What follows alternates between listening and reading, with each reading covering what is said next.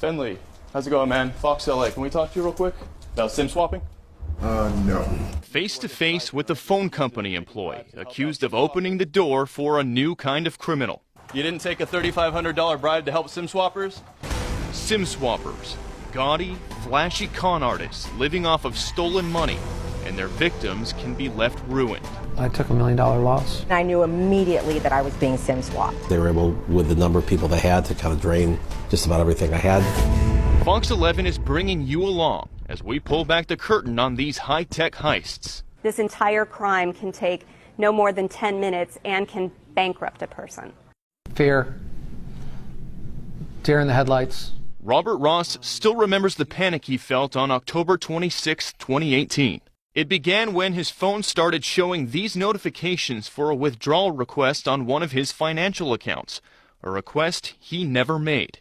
Moments later, his phone displayed no service from AT&T, and his laptop showed his Gmail account suddenly logged out. My heart was pumping a lot. Between those three things together, I realized something was way off and I was being hacked. A SIM swap is when a scammer gets a hold of the phone number and personal information of a victim, then calls the victim's wireless carrier, impersonates them, and requests the phone number be transferred to a new SIM card they have in their possession.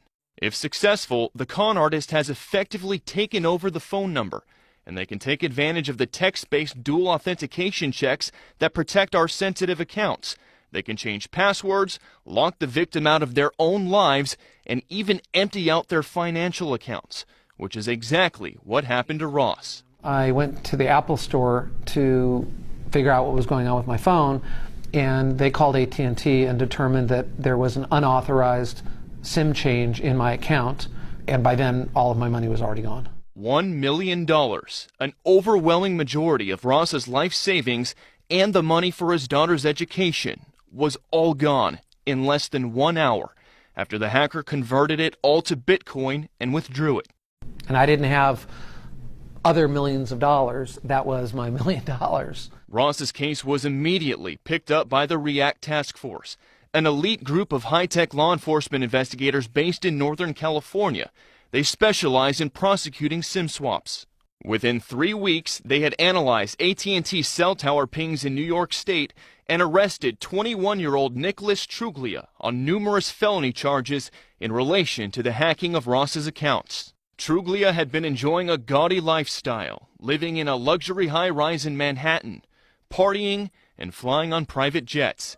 He was extradited to California to face his charges, where he's pleaded not guilty and his preliminary trial is set for October. He apparently did this to several other people, many other people. One of them was allegedly blockchain and cryptocurrency investor Michael Turpin. So I've been SIM swapped twice. Turpin won a $75 million civil judgment against Truglia, who he sued for being involved in the 2018 SIM swap that stole $24 million from him in cryptocurrency. Truglia had even allegedly posted this tweet stating that he had stolen the $24 million. On his phone is the day of my hack, him texting his dad and his best friend saying, "I'm rich, I got $20 million. Turpin is also suing AT&T in federal court. He says after he was SIM swapped in 2017, he upgraded to AT&T's higher security and was still SIM swapped a second time.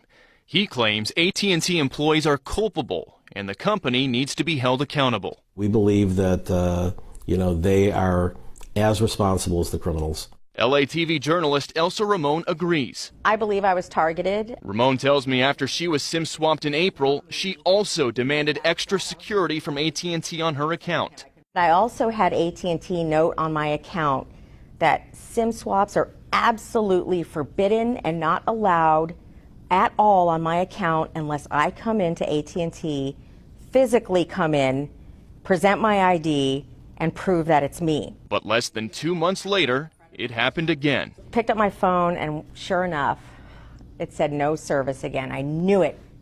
They were back. I was SIM swapped again. And this time I was livid. This time the hacker got into her messaging apps and began threatening her cryptocurrency contacts to send 2 Bitcoins or else. I took all the safety precautions. Again, all of my information is exposed. She launched into a Twitter tirade against AT&T, calling them inept and venting her frustration. And I felt at this point that it was an inside job. And inside jobs do happen. According to this federal criminal complaint in Michigan filed in May, 3 people, all employees of AT&T or Verizon, were all charged with wire fraud after they allegedly accepted bribes from a group of SIM swappers called the Community, based in Michigan. Hey, how you doing? Good, how are you? One of them was this Southern California man named Finley Joseph. According to his federal complaint, while working at a SoCal Verizon store, he accepted a $3,500 bribe from a SIM swapper to turn over personal identifiable information on Verizon customers, which resulted in the theft of $100,000 from a SIM swap victim. We tracked him down in Marietta, where he's out on bond. Finley, how's it going, man? Fox LA, can we talk to you real quick about SIM swapping? No. You used to work at Verizon, right? You're accused of taking bribes to help out SIM swappers. I have no comments. No comment? Nothing to say, sir? You didn't take a $3,500 bribe to help SIM swappers? No comment, sir? Trying to give you a chance. He hasn't entered a plea, and his next court hearing is set for October 3rd. I am here to tell you that these are criminals that we have never seen before. Erin West serves as Deputy District Attorney in Santa Clara County. She works hand in hand with the REACT Task Force to hunt down and imprison SIM swappers. She's currently prosecuting Nicholas Truglia's criminal case, and she secured the first ever conviction of a SIM swapper this year. He was driving a $500,000 car that he had bought with Bitcoin. His name is Joel Ortiz, a Boston man who had been renting a mansion in Hollywood Hills.